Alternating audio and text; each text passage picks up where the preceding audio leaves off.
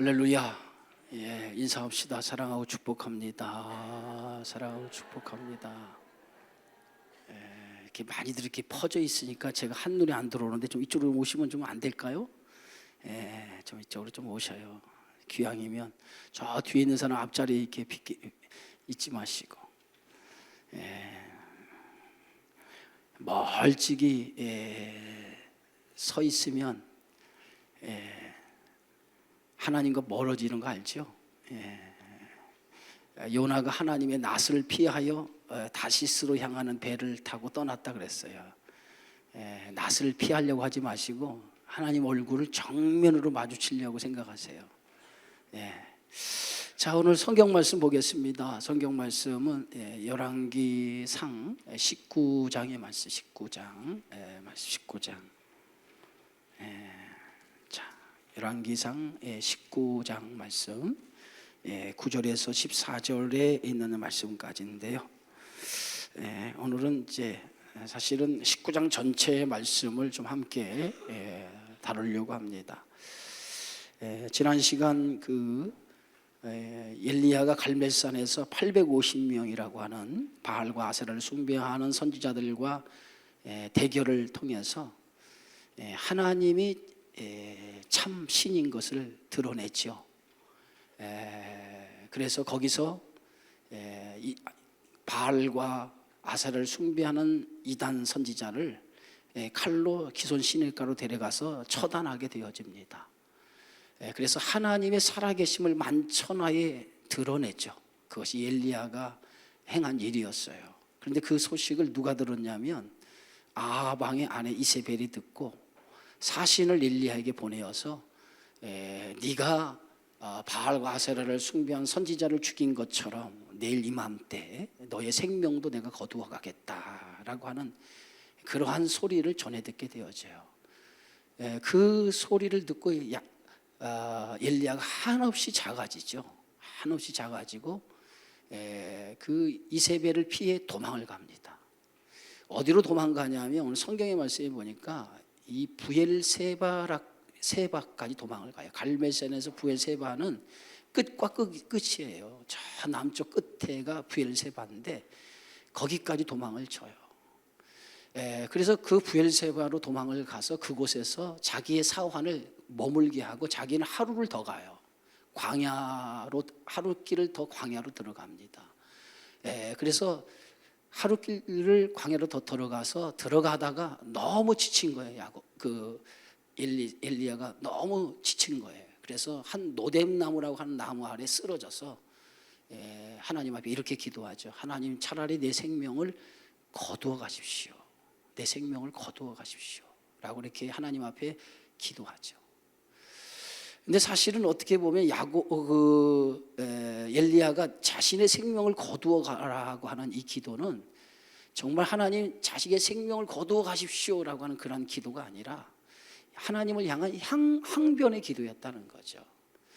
엘리야가 이 부엘세바까지 도망친 이유가 왜 도망치겠어요? 생명을 건지려고 도망간 거 아니에요. 이세벨을 피해서 도망간 거 아니에요. 자기의 생명을 거두가려고 하니까 자기 생명을 지키기 위해서 부엘세바까지 내려간 거거든요. 결국은 하나님 내 생명을 거두어 가달라, 이 얘기는 하나님, 내가 최선을 다해서 하나님을 섬기고 내가 최선을 다해서 하나님의 일을 했는데 나에게 돌아온 것이 이겁니까? 나에게 돌아온 것이 이겁니까? 내가 하나님을 그래도 최선을 다해서 섬기고 최선을 다해서 하나님의 일을 했는데 결국 나에게 돌아온 것이 어떤 승리에 대한 보상이 아니라 이렇게 나의 생명을 취하려고 하는 그런 이세벨의 협박, 이세벨에 의한 그러한 것이 자신에게 돌아와야 됩니까? 라고 하는 하나님을 향한 항변의 기도였다라고 하는 것이죠. 때로는 이 엘리야의 이 기도의 소리는 어찌 보면 우리가 하나님 앞에 드려지는 우리의 모습이라고 볼 수 있어요. 성경에 등장하는 인물을 통해서 우리는 누구를 발견하냐면 오늘 오전에 야곱을 통해서 우리의 모습을 발견했다고 하는 것처럼 이 엘리야의 모습 속에도 우리의 모습이 있어요. 왜냐하면 우리가 하나님의 일을 열심히 나름대로 최선을 다해서 일을 하는데 그 일을 하는데 그 일에 대한 대가가 때로는 좋은 소리로 우리에게 돌아오고 또 좋은 것으로 우리에게 돌아와야 되는데 때로는 그렇지 못하고 정반대의 결과로 돌아올 때가 있다는 거죠. 그럴 때 뭡니까? 내가 최선을 다해서 나름대로 하나님을 위해서 일을 했는데 돌아온 결과가 사람들에 대한 조소와 조롱과 비난과 이렇게 비판의 소리를 듣게 되어지면 어떤 생각이 들겠어요? 하나님, 내가 최선을 다했는데 나에게 돌아온 것이 이겁니까? 라고 하는 하나님을 향한 항변, 그것이 우리의 고백이라고 말할 수 있지 않겠어요? 근데 엘리야가 똑같은 심정이라는 거예요. 자기는 정말 자기 열심히, 오늘 성경의 말씀 보니까 특별한 마음을 가지고 하나님을 향한 특심을 가지고 최선을 다해서 하나님을 위해서 일했단 말이에요. 그런데 그 일의 결과가 어떤 결과로 나타나서 자기의 생명을 해하려고 하는 그러한 결과로 미치게 되어졌을 때 이제는 나는 더 이상 하나님 일 못하겠습니다. 나는 더 이상 하나님 일 못하겠습니다. 내가 정말 최선을 다했는데 이런 결과가 돌아온다면 난 더 이상 하나님 일 못하겠습니다. 그런 얘기예요. 그럴 때 이제 주저앉은 거죠. 우리 신앙생활 하다 보면 이렇게 그러다가 주저앉아 버리잖아요. 야, 다 싫어. 이제는 교회 나가는 것도 싫고 사람 만나는 것도 싫고 주일을 하는 것도 싫고 다 싫어 하고 딱 주저앉을 때가 있죠. 이걸 뭐라고 합니까? 영적인 뭐예요? 침체에 빠졌다 그러죠. 영적인 침체에 빠졌다. 신앙생활 하다 보면 이러한 일들이 있어요. 성도들 가운데 가끔 보면 열심히 하는 사람이 주저앉아가지고 일어서지 못하는 경우가 있어요. 사람의 말도 이해가 안 되고 누구의 말도 이해가 안 되고 그냥 아무것도 하고 싫고 그냥 주저앉아서 이제는 다 포기하고 싶은, 신앙도 다 포기하고 싶은 그러한 상태에 놓여질 때가 있다는 거죠. 이것이 비단 우리의 모습이 아니라 엘리야의 모습 속에도 그러한 모습이 있었다는 거죠. 인간이기 때문에, 그렇죠? 인간이기 때문에. 그럴 때 하나님께서 오늘 성경에 말씀해 보니까 그런 엘리야를 찾아가죠. 천사를 보내어서 하나님이 엘리야를 찾아가서 엘리야에게 뭐예요? 지치고 쓰러져 정말 자신의 이제는 아무것도 하지 않겠다고 하는 그런 엘리야에게 하나님께서 그에게 떡을 주고 또 물을 제공하고 그래서 하나님께서 그에게 다시 일어날 수 있는 힘을 공급을 하죠. 3번이나 걸쳐서 하나님께서 천사를 보내서 그에게 떡을 제공하고 물을 제공하고 그 지친 심령을 위로하기 시작을 해요. 그래서 오늘 성경의 말씀에 보면 19장 9절에 이에 일어나 먹고 마시고 그 음식물의 힘을 의지하여 그랬어요. 이에 일어나 그 음식물의 힘을 의지하여 40주 40야를 가서 하나님의 산 호렙에 이르게 되어졌다라고 말하고 있어요. 결국은 지치고 쓰러져서 나는 아무것도 하고 싶습니다라고 그렇게 절망에 빠져있는 그 엘리야에게 하나님의 사자를 통해서 먹을 양식과 물을 제공하고 그리고 그의 쉼을 통해서 그로 하여금 그 힘을 의지하여서 40주 40야를 걸어서 호렙산에 가도록 만들어요. 이 부엘세바에서 이 호렙산까지 거리는 대충 60에서 한 70km 정도 돼요. 거리를 따져보면. 그런데 60에서 70km를 사람의 걸음으로 걸었을 때에 며칠이나 걸릴 것 같아요, 여러분? 며칠 정도 걸릴 것 같습니다. 60에서 한 70km 정도 걸어가면 며칠 정도 걸으면 60에서 70km 정도 걸어갈까요? 여기서 광주까지 거리가 몇 킬로나 될까요? 한 30km 되나요? 잘 모르겠습니다만은 60km, 70km 정도 거리면 하루나 이틀이면 걸어가지 않겠어요? 그죠? 모르겠어요, 여러분? 아니에요? 하루 이틀 동안에 그 60이나 70km 못 걸어가나요? 42.195km를 하루 2시간 반 만에 뛰어가는데 그잖아요. 42.195km를 2시간 반 만에 그 이봉주는 뛰어가는데 우리는 60에서 70km를 이틀이면 못 걸어가냔 말이에요. 걸어서 못 가냐 이거예요. 이틀 정도 되면 그 거리를 충분히 걸어갈 수 있으리라고 생각이 되어져요. 그런데 이 거리를 며칠 걸렸어요? 40주야를 걸었다는 거야. 40일을 걸었다는, 40일 동안 밤낮 걸어서 갔다는 거예요. 그러니까 얼마나 그 엘리야가 지치고 힘들었으면 또 하나님의 그 산까지, 호렙산까지 가기까지 얼마나 가기 싫어했으면 그 긴 40주야를 걸어서 거기까지 갔을까. 그러니까 이것은 이 엘리야는 이제 나는 하나님 일을 하기 싫다는 거예요. 그렇죠? 나는 이제 하나님 일을 하기 싫다는 거예요. 그러니까 어쩔 때 성도가 교회 좀 나와, 그만 이제 방학하고 교회 좀 나와 그러면 목사님 저 이제 싫어요. 얼마나 즐긴지 모르죠. 예, 그렇죠? 이게 엘리야의 모습이에요. 엘리야의 모습. 그래서 40주야를 걸어가지고 결국은 호렙이라고 하는 하나님의 산, 호렙산이 뭡니까? 모세가 십계명을 받았던 장소가 호렙산 아니에요? 거기서 그 하나님의 산에 이제 도착을 하게 되어지죠. 그 도착을 하게 되어졌을 때 오늘 성경 말씀 9절의 말씀입니다. 오늘 본문의 내용이죠. 우리 다 함께 읽습니다.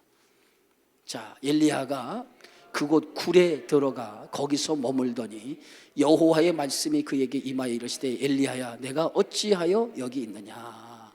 엘리야가 호렙산 그 굴에 들어가게 되어져. 호렙산에 도착해서 굴 속에 들어가게 되는데 거기에 이제 굴 속에 들어 머물게 되어지죠. 근데 하나님께서 그 엘리야에게 나타나서 하나님이 말씀하시죠. 뭐라고 말씀하시냐면 엘리야야 내가 어찌하여 여기 있느냐라고. 예? 내가 어찌하여 여기 있느냐. 오늘 성경의 본문의 말씀에서 두 번이나 이 말씀이 반복되어져 있어요. 오늘 19장 9절에서 이 말씀이 기록되어 있고 오늘 또 몇 절에 기록되어 있냐면 13절에도 또 이렇게 기록되어 있어요. 내가 어찌하여 여기 있느냐. 엘리야 내가 어찌하여 여기 있느냐. 두 번이나 이 똑같은 말씀이 하나님께서 두 번이나 걸쳐서 내가 어찌하여 여기 있느냐라고 엘리야를 향해서 말씀하시는 것을 보게 되어지죠. 근데 이 말씀이 어떤 말씀이냐면 내가 어찌하여 여기 있느냐라고 하는 이 말씀은 지금 엘리야가 있어야 할 장소가 아니라는 거예요. 이곳은 엘리야가 머물 장소가 아니라는 거예요. 엘리야가 있어야 할 장소, 엘리야가 머물 장소가 아니라는 거예요. 지금 엘리야가 있어야 할 장소는 어디예요? 네? 엘리야가 있어야 할 장소는 어디입니까? 하나님의 부름을 받고 사명을 가지고 일하는 그 장소, 그곳이 엘리야가 있어야 할 장소예요. 예? 갈멜산에서 바알과 아사를 숭배하는 선지자를 처단했던 곳, 예? 그리고 아합 왕을 대적해서 싸우는 그 현장이 바로 엘리야가 있어야 할 장소란 말이에요. 우상과 싸워서 하나님의 말씀을 지키는 그 자리가 엘리야가 있어야 할 자리예요. 그것이 엘리야에게 주신 사명이고 엘리야가 지켜야 될 삶의 자리란 말이에요. 근데 엘리야는 삶의 자리를 떠나서 자기에게 주신 사명의 자리를 떠나서 어디로 갔어요? 지금 부엘세바를 거쳐서 지금 저 호렙산이라고 하는 그 산까지 그가 오게 되어진 거예요. 하나님께서는 그런 엘리야를 향해서 엘리야야 내가 어찌하여 여기 있느냐. 네가 있어야 할 곳이 여기 아닌데 왜 네가 여기에 있느냐. 결국은 엘리야가 하나님 주신 부름을 버리고 여기까지 도망친 엘리야를 향한 하나님의 책망이라고 볼 수 있어요. 그때 엘리야가 하나님의 그 물음 앞에 어떻게 대답합니까? 그 대답이 그 다음 절에 있어요. 10절의 말씀입니다. 함께 있습니다. 그가 대답하되 내가 만군의 하나님 여호와께 열심히 유별하오니 이는 이스라엘 자손이 주의 언약을 버리고 주의 제단을 헐며 칼로 주의 선지자들을 죽였음이오며 오직 나만 남았거늘 그들이 내 생명을 찾아 빼앗으려 하나이다. 자막을 그냥 띄워놔요. 오늘 엘리야가 뭐라고 고백을 하냐면 내가 만군의 하나님 여호와께, 만군의 하나님 여호와, 이 만군의 하나님이라고 하는 것은 뭐냐면 이 만군의 하나님이라는 단어를 쓸 때는 항상 전쟁에 능하신 하나님, 우리가 찬양에도 전쟁에 능하신 하나님 할 때 만군의 군사적인 용어예요. 만군의 하나님, 전쟁에 능하신 하나님. 그 전능하신 하나님의 전능하심 그 능력을 가지고 내가 지금까지 살아왔는데, 그리고 그 하나님을 믿는 그 믿음이 누구보다도 열심으로, 그 전능하신 하나님을 향한 믿음이 누구보다도 열심으로 내가 살아왔다는 거예요. 그 열심은 누가 따라가지 못할 정도로 그 열심이 유별했다는 거예요. 누구보다도 자기의 열심, 하나님을 향한 열심이 누구보다도 특별했다는 거예요. 그 열심을 가지고 자기는 하나님을 섬겼다는 거예요. 다른 사람은 어떻게 했어요? 이스라엘 자손이 주의 언약을 다 버리고 주의 제단을 헐고 칼로 주의 선지자들을 죽였을 때에 자신은 오직 하나님만을 바라보고 하나님 편에 서서 하나님을 위해서 일했다는 거예요. 그것이 엘리야의 고백이에요. 다른 사람이 다 하나님을 버리고 하나님을 배신하고 살아가는 그때 자기만은 하나님을 섬기고 하나님이 말씀한 그 말씀을 지키며 사명을 가지고 살아왔다는 거예요. 그런데 이제는 자기의 생명을 빼앗으려 한다는 거예요. 최선을 다해서 하나님을 위해서 그렇게 일했는데 이제는 자기의 생명을 빼앗으려 하는 대적들이 있다는 거예요. 이것이 뭐예요? 엘리야의 하나님을 향한 항변이고 하나님을 향한 고백이에요. 어떻게 보면 하나님, 내가 최선을 다했는데 이럴 수 있습니까? 이럴 수 있습니까? 이럴 수 있습니까? 라고 하는 하소연이죠. 하소연. 그때 11절 함께 읽습니다. 여호와께서 이르시되 너는 나가서 여호와 앞에서 산에 서라 하시더니 여호와께서 지나가시는데 여호와 앞에 크고 강한 바람이 산을 가르고 바위를 부수나 바람 가운데에 여호와께서 계시지 아니하며 바람 후에 지진이 있으나 지진 가운데도 여호와께서 계시지 아니하며. 다시 12절. 또 지진 후에 불이 있으나 불 가운데도 여호와께서 계시지 아니하더니 불 후에 세미한 소리가 있는지라. 11절 좀 띄워보세요. 엘리야가 하나님 앞에 하소연을 하게 되어지죠. 그 하소연 배경이 뭔지 아십니까? 하소연하는 그 속에는 뭐가 담겨있냐? 하나님, 지금 아합의 정권이 다 무너질 위기에 있습니다. 제가 바알과 아세라를 숭배하는 그 선지자들, 할렐루야, 여기 보세요. 그만 주시고, 바알과 아세라를 숭배하는 선지자 850명, 그들에 의해서 모든 이스라엘이 다 우상에 빠져가지고 섬기고 살아가는 그것을 자신이 직접 갈멜산에다 다 데려다 놓고 누가 참신인가, 누가 정말 살아있는 신인가를 그들 앞에서 만천하에 보여줬단 말이에요.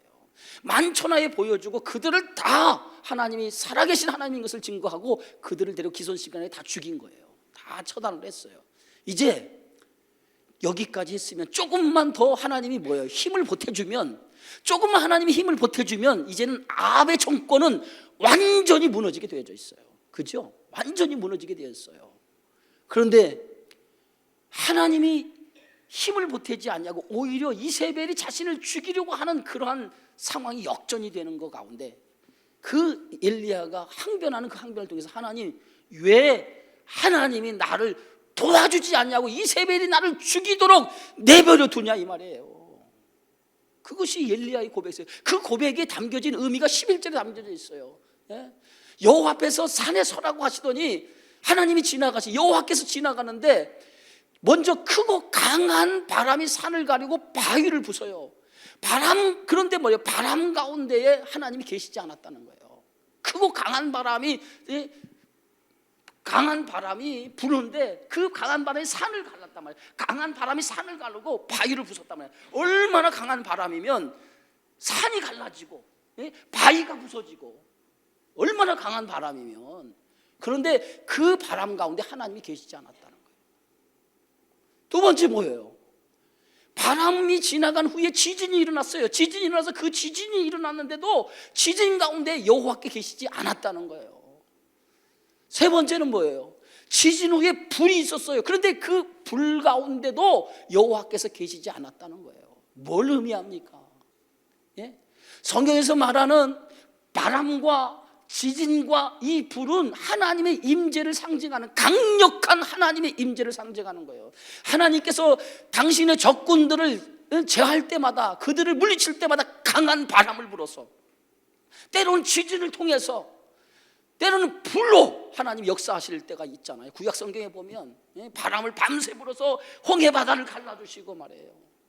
지진을 일으켜서 그 지진에서 당신의 반역하는 세력을, 지진을, 땅을 갈라지게 해서 그들을 완전히 침몰시키고 지진 가운데 땅 속에 묻어버리고 불로 태워서 그들을 없애버리고, 얼마나 많은 기적이, 하나님의 임재 사건이 얼마나 성경 속에서 이렇게 하나님의 불 가운데, 하나님 지진 가운데, 바람 가운데 강력한 하나님의 역사가 나타났습니까? 그런데 오늘 성경의 말씀에 보니까 그 강한 바람이 불었는데도 불구하고 산이 갈라지고 바위가 갈라졌는데도 하나님이 없었다는 거예요. 지진 후에 지진이 일어났는데도 거기 하나님이 없었다는 거예요. 불 가운데도 하나님이 계시지 않았다는 거예요. 분명히 하나님이 지진과 바람과 불 속에 하나님이 계셔야 되는데 안 계셨다는 거예요. 무엇을 의미합니까? 네가 기대한 것은 강한 바람처럼, 강한 불처럼, 강한 지진처럼 하나님 역사가 나타나서 너를 도와주기를 네가 바라지. 엘리야가 생각했던 것은 그런 하나님을 기대했다는 거예요. 그런 하나님을 기대했다는 거예요. 근데 하나님은 거기에 계시지 않았다는 거예요. 이 얘기는 뭡니까? 너의 생각과 나의 생각은 다르다는 거예요. 이해가 가십니까? 예? 엘리야가 가졌던 생각과 하나님이 가지고 있는 계획과는 다르다는 거예요. 예? 어떨 때는 불 가운데 임할 때도 있었고, 어떨 때는 바람 가운데 임할 수 있었고, 어떨 때는 지진 가운데 하나님이 임하실 때도 있었으나, 지금 엘리야를 향한 하나님의 계획은 그런 하나님의 계획이, 엘리야가 가지고 있는 그런 하나님의 계획이 아니라는 거예요. 네가 강력하게 하나님의 강력한 하나님의 임재를 통해서 너의 어떤 재앙의 거리를 다 제거해주고 아합 정권을 무너뜨리기를 원하는데, 나는 그런 방법을 통해서, 네가 생각하는 그런 방법을 통해서 아합 정권을 무너뜨리려고 하지 않는다는 거예요. 하나님이 아합 정권을 무너뜨리려고 하는 하나님의 계획이 있다는 거예요. 그것을 오늘 11절 12절에서 우리에게 보여주고 있는 거예요. 13절, 아멘. 저기 5번째 줄 일렬로 다 조시네. 12절 다시 한번 있습니다. 시작. 또 지진 후에 불이 있으나 불 가운데에서도 여호와 계시지 아니하더니 불 후에 세미한 소리가 있는지라. 결국은 하나님의 임재가, 바람 가운데, 지진 가운데, 불 가운데 하나님의 임재가 나타나지 않았어요. 근데 언제 나타났냐? 하나님의 임재가 불이 지나간 후에 세미한 소리가 들리기 시작했다는 거예요. 이 세미한 소리가 뭐냐? 속삭이는 소리처럼 자기에게 들려지기 시작했다는 거예요. 그 얘기는 뭐냐? 자기가 하나님을 향한 기대를 그렇게 기대했는데 하나님은 그렇게 자신에게 나타나지 아니해. 하나님은 그렇게 엘리야에게 나타나지 아니하고 세미한 소리로 응답하셨다. 때로는 우리가 하나님의 임재를 경험하기를 상당히 원하는 사람이 있어요. 하나님을 정말 보기를 원하는 사람들이 있어요. 하나님 보여주십시오. 보여주면 내가 하나님 믿겠습니다. 그러잖아요, 여러분. 하나님 보여달라 이거예요. 그건 여러분만의 생각이 아니라 이스라엘 백성도 애굽에 나와서 우리를 애굽에서 인도해내신 신을 보여달라고 하니까, 눈앞에 신을 보여달라고 하니까, 오직 저들의 백성들이 하나님을 보여달라고 하니까 아론이 금부치를 가져다가 금송아지를 만들어 놓고, 그 금송아지가 너희를 애굽에 인도해내는 신이라고 그렇게 얘기하지 않습니까? 인간 속에는 뭐예요? 신을 보기 원한다는 거예요. 그러면 여러분, 신을 보기 원하는 그 모습 속에 사람들은 어떤 생각을, 뭔가 확실한 것을 보기 원해. 확실한 것을 보기 원해. 그 확실한 게 뭐예요? 강한 바람이 일어나가지고 산이 갈라지고 바위가 갈라지는 모습이 내 눈앞에 딱 벌어지면, 이야, 하나님의 역사다. 믿지 않겠어요, 여러분? 뭔가 그런 걸 원하잖아요, 여러분. 뭔가 하나님이 나에게 바위를 딱 갈라주시고 정말 산을 딱 갈라준 거 말이에요. 그런 역사가 내 눈앞에서 펼쳐져. 이야, 하나님 살아계신 것을 내가 직접 눈으로 봤다. 또는 뭐요? 하나님 기도했더니 내가 기도한 순간에 내 앞에 땅이 쫙 갈라져가 지진이 일어나가지고 말이에요. 그럼 하나님 역사를 보기 원하지. 뭔가 불이 나타나가지고 내가 막 가슴이 뜨겁든지 내 심령이 뜨겁든지 막 불 가운데 뭔가 사람들은 뭔가를 만져지기 원하고 보여지기 원하고, 그것이 하나님의 임재라고 하는 사실을 경험하기를 원하네요.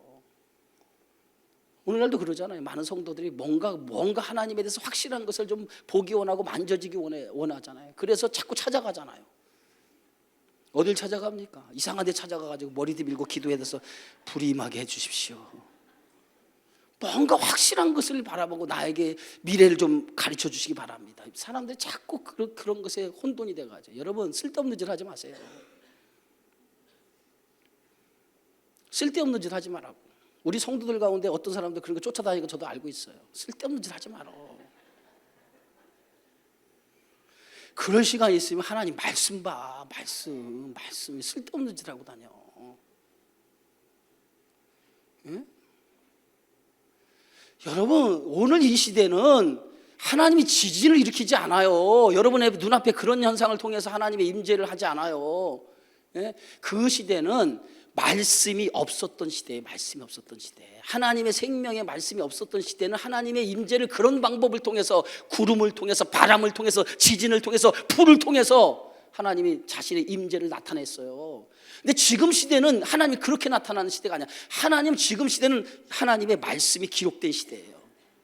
그죠? 하나님의 말씀이 기록된 시대란 말이에요. 성경의 말씀을 통해서 하나님의 살아계심을 봐야지. 성경의 말씀을 통해서 하나님 살아계심을 봐야지. 하나님의 말씀, 하나님이 어디 계셔? 말씀을 보세요. 말씀을 보면 그 말씀 속에 하나님의 임재를 경험한단 말이에요. 하나님 말씀을 보면 그 말씀 속에서 하나님의 살아계심이 보여진다니까, 깨달아지고 믿어져요. 말씀을 안 보고 자꾸 엉뚱한 보여지는 현상을 추구하다 보니까 현상을 추구하는 믿음이 온전한 믿음 같아요. 오늘 요한복음에 보면 많은 기사와 이적을 행하는 것을 그들에게 보여주는데, 그래도 그들이 표적을 보고도 예수님을 깨닫지, 예수님을 믿질 않아요. 표적을 보기 원하지 예수님을 믿지 않는단 말이에요. 믿음이요, 이렇게 어떤 그러한 뭔가 그러한 것을 보기 원하고 만져지는 이 믿음을 원하는 것은, 이것은 분명히 이런 믿음은요 어떻게 변질되냐면 나중에 잘못된 믿음으로 변질될 위험이 굉장히 많아요. 성도의 믿음은 온전히 쓰기 위해서는 뭐냐, 말씀의 기초가 돼야 돼. 말씀이에요. 여러분, 하나님 말씀이요. 말씀의 기초가 되어지면 절대로 그 신앙은 무너지질 않아요. 엘리야가 뭐라고 그래요? 하나님 자기가 지금 아합의 정권과 싸워서 다 이겼단 말이에요. 하나님이 조금만 더 센 바람을 불든지 지진을 일으키든지 아니면 불을 통해서 역사하면 아합 정권 무너질 수 있다는 거예요. 근데 하나님은 그렇게 하지 않아요. 그런 하나님을 누가 기대했어요? 엘리야가 기대했어요. 근데 하나님은 지진 가운데 나타나지 않고 강한 바람에도 나타나지 아니하고 불 가운데 나타나지 않아도 네가 원하는 것으로 하나님이 나타나지 않았다는 거예요. 네가 원하는 하나님이 아니라는 거예요. 네가 생각하는 그런 하나님, 그렇게 역사하는 하나님이 아니라는 거예요. 어떻게 하나님이 역사하나? 오늘 보세요. 세미한 소리로 나타났다. 세미한 소리가 뭐예요? 속삭이는 소리처럼 나타난다. 이 세미한 소리가 뭐니까? 세미한 소리는 하나님의 말씀을 가리키는 거예요. 하나님의 말씀. 하나님의 말씀을 가리키는 거예요. 자, 보세요. 그 다음에 13절 우리 함께 읽습니다. 엘리야가 듣고 겉옷으로 얼굴을 가리고 나가 굴 어귀에 섬에 소리가 그에게 임하여 이르시되, 엘리야야 내가 어찌하여 여기 있느냐. 두 번째, 하나님께서 그 엘리야에게 말씀하시기를 뭐라고 말씀하시냐면, 내가 어찌하여 여기 있느냐. 다시 엘리야를 향해서 네가 있어야 할 장소는 여기 아닌데 내가 왜 여기 있느냐고 다시 한번 묻지요. 그랬더니 엘리야가 또다시 똑같은 대답을 해요. 14절로 함께 있습니다. 시작. 그가 대답하되, 내가 만군의 하나님 여호와께 열심히 유별하오니 이는 이스라엘 자손이 주의 언약을 버리고 주의 제단을 헐며 칼로 주의 선지자를 죽였으며 오직 나만 남았거늘 그들이 내 생명을 찾아 빼앗으려 하나이다. 똑같이 대답을 하죠. 그러니까 15절 하나님께서 뭐라고 이제 엘리야에게 하나님이 대답하시냐면 15절 이렇게 대답하죠. 우리 함께 있습니다. 시작.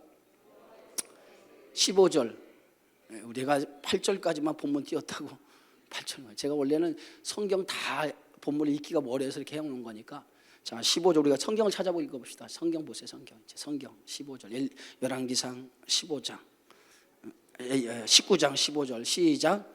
여호와께서 그에게 이르시되, 너는 내 길을 돌이켜 광야를 통하여 다메섹에 가서 이르거든 하사에게 기름을 부어 아람의 왕이 되게 하고. 하나님께서 엘리야에게 다시 사명을 줘요. 내가 어찌하여 여기 있느냐. 네가 있어야 할 장소는 여기가 아니고 내가 너를 통해서 하시고자 하는 일이 있다라고. 너를 통해 하시고자 하는 일이 아직 남았다고 하나님 말씀해요. 그 하시고자 하는 일이 뭐냐?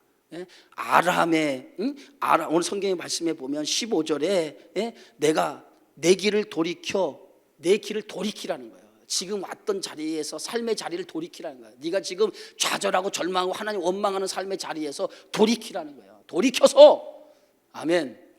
여러분, 우리의 인생에 잘못된 것을 돌이킬 줄 아는 것이 이게 복이에요. 돌이킬 줄 아는 게 은혜가 되는 줄 믿으시기 바랍니다. 탕자가 돌이켜 그래서 돌이켜. 이게 돌이켜. 내 아버지 집에는 품꾼이 많고 내 아버지 먹을 것이 풍부하거늘 그랬어요. 돌이키는 순간에 그가 아버지 집에 있었을 때가 얼마나 행복했는가를 깨닫게 되어지죠. 인생은 돌이킬 때 우리의 인생이 달라지는 거예요. 그래서 오늘 엘리야가 돌이켜요. 자기 인생에 지금까지 여기 있느냐는 그 하나님의 소리를 듣고 돌이키기 시작해요. 돌이켜서 하나님 뭐라고 말씀하시냐, 광야를 통해 다메섹으로 가라는 거예요. 다메섹, 이방 나라인 다메섹으로 가서 하사엘에게 기름을 부어 아람 왕이 되게 하라. 아람 나라의 왕 하사엘에게 기름, 하사엘이라고 하는 사람의 기름을 부어서 아람 나라의 왕으로 세우라는 거예요. 하나님 무엇을 얘기하니까 엘리야를 향해서 주시는 첫 번째 말씀이 하나님 역사를 주관하시는 하나님이라는 거예요. 엘리야야, 너는 너 한 개인만 생각하지, 너 개인만을 위해서 너는 생각하고 너 개인을 위해서 널 도와주지 않는 것 때문에 이렇게 네가 원망하지, 그러나 나는 그런 하나님이 아니야. 네가 생각하는 너 한 개인의 하나님이 아니야. 나는 역사를 통치하고 다스리신 하나님이야. 하나님의 스케일을 얘기하고 있잖아요. 우리는 보면 항상 나만을 생각한다는 얘기죠. 나만을 생각하잖아요. 그래서 항상 모든 걸 하나님을 나를 결부시켜서 얘기하는데 하나님은 그런 하나님이 아니라, 나만의 하나님이 아니라 하나님 더 큰 스케일을 보고 있다는 거예요. 우주와 만물을 통치하시는 하나님, 역사를 주관하시는 하나님, 그것이 우리의 인생을 통해서 이루고 싶고자 하는 하나님의 계획이고 하나님의 섭리인 줄 믿으시기를 바랍니다. 그래서 항상 우리는 더 넓은 스케일로 하나님의 계획과 하나님의 섭리를 바라볼 줄 아는 믿음의 눈이 있어야 돼요. 그래서 이 다메섹으로 가서 하사엘의 기름을 부어 아람의 나라의 왕으로 세우라. 그 첫 번째 엘리야에게 주신 사명이었어요. 두 번째 16절 함께 있습니다. 너는 또 님시의 아들 예후에게 기름을 부어 이스라엘의 왕이 되게 하고 또 아벨 무홀라 사바스의 아들 엘리사에게 기름을 부어 너를 대신하여 선지자가 되게 하라. 두 번째 오늘 엘리야에게 주신 사명이 뭐냐? 그 사명은 님시의 아들 예후에게 기름을 부으라는 거예요. 예후에게 기름을 부어 이스라엘의 왕이 되게 하라. 이게 무슨 말입니까? 님시의 아들 예후에게 기름을 부어 이스라엘의 왕이 되라고 하는 얘기는 무엇 얘기냐면 하나님께서 아합의 정권을 무너뜨리겠다는 거예요. 누굴 통해서? 예후라고 하는 사람을 통해서 무너뜨리겠다는 거예요. 하나님의 계획이 뭐예요? 너는 네 사명을 감당하기만 하면 너를 지키시는 하나님이고 너를 통해서 하시고자 하는 거기까지라는, 그 다음에 뭐냐? 너는 님시의 아들 예후에 가서 기름을 부으는 것이 너의 사명이라는 거예요. 그러면은 아합의 정권을 누가 무너뜨려? 하나님이 하시는데 누굴 통해서? 예후라고 하는 사람을 통해서 아합의 정권을 무너뜨리겠다는 거예요. 그러니까 엘리야가 생각하는 계획과 하나님이 생각하는 계획이 같아야 달라요. 다르잖아요. 그리고 또 하나 그 다음 절에 보면 이렇게 있잖아요. 아벨 무홀라 사바스의 아들 엘리사에게 뭘 부어? 기름을 부어. 똑같이 왕에게 세 번, 하사엘에게 기름을 붓고 예후에게 기름을 붓고, 세 번째 누구예요? 엘리사, 선지자. 그러니까 왕이나 선지자에게 기름을 붓게 되는데 선지자에게 기름을 붓는데 그게 누구냐면 엘리사에게 기름을 부어 너를 대신하여 선지자가 되게 하겠다. 하나님은 뭐요? 이미 엘리야 이후의 모든 것을, 하나님의 계획은 이미 다 준비되어 있단 말이에요. 근데 우리가 그것을 모르고 뭐예요? 그 하나님의 그 섭리와 하나님의 계획을 모르고 나만 생각하기 때문에 우리는 하나님을 향해 원망할 때가 있다는 거죠. 근데 하나님이 이미 다 당신의 계획을 가지고 우리 인생을 이끄시는 하나님이심을 여러분 믿으시기 바랍니다. 다음에 17절 함께 읽습니다. 하사엘의 칼을 피하는 자를 예후가 죽일 것이요. 하사엘이 누구죠? 아람 왕이죠. 아람 왕의 칼을 피하는 자. 아람 왕의 칼을 피하면 그 다음에 누가 죽여요? 예후. 예후가 누가? 이스라엘 나라 왕. 왕이 죽일 것이요. 예후의 칼을 피하는 자를 누가 죽여? 엘리사가 죽일 것이다. 하나님이 하시는 일이 이렇게 하겠다는 거예요. 하사엘의 칼을 피하면 그 피하는 자를 누가 죽여? 예후가 죽일 거고, 예후의 칼을 피하는 자가 누가 죽여? 선지자, 내가 마지막에 세운 선지자를 통해서 그 일을 이루겠다는 거예요. 믿으시면 아멘 하세요. 하나님의 계획은 완벽하게 그 계획을 가지고 계시다는 거예요. 그리고 또 한 가지 얘기를 하죠. 그게 뭡니까? 18절이에요. 함께 있습니다. 그러나 내가 이스라엘 가운데에 7,000명을 남기려니 다 바알에게 무릎을 꿇지 아니하고 다 바알에게 입맞추지 아니한 자니라. 엘리야는 뭐라고 그랬어요 아까? 하나님을 향한 열심히, 특심이 유별하다고 그랬어요. 자기만 다 뭐라고 그랬어요? 바알에게 무릎을 꿇고 하나님을 버리고 다 그렇게 살았는데 나만 하나님을 향해서 최선을 다해서 내 생명을 가지고 하나님을 섬겼다고 얘기하죠. 그런데 하나님은 뭐예요? 엘리야가 그렇게 얘기하고 있는데 하나님은 어떤 사람을 준비해 놨어요? 아직도 엘리야에게 아직도 바알에게 무릎 꿇지 아니하고, 응? 무릎 꿇지 아니한 7천 명이 남아 있다는 거예요. 7천 명 남아 있다는 거예요. 예? 뭘 얘기합니까? 하나님의 하시고자 하는 일은 인간의 생각을 가지고 그것을 우리가 다 알 수 없다는 거죠. 결국은 엘리야는 그 하나님의 말씀 속에 무너지잖아요. 그죠? 이 하나님, 내가 얼마나 무지하고 목매인 인간이었던가, 내가 얼마나 얼마나 내가 정말 어리석은 것이었는가를 깨닫게 되어지죠. 여러분, 오늘 이 엘리야를 통해서 우리는 두 가지 면을 볼 수 있어요. 하는 엘리야의 그 열심, 하나님을 향한 그 열심, 우리가 그것을 분명히 우리가 본받아야 될 줄 믿습니다. 생명을 내걸고 하나님을 향한 그 열심 우리가 본받아야 돼요. 그러나 또 하나는 엘리야를 통해서 인간적인 모습, 정말 우리 안에도 그런 인간적이고 나약한 모습이 우리 안에도 있다는 그 엘리야의 모습 속에 그것을 볼 수 있어요. 그러나 그 나약한 인간적인 모습이 우리 안에 언제든지 우리에게 찾아올 수 있다는 거죠.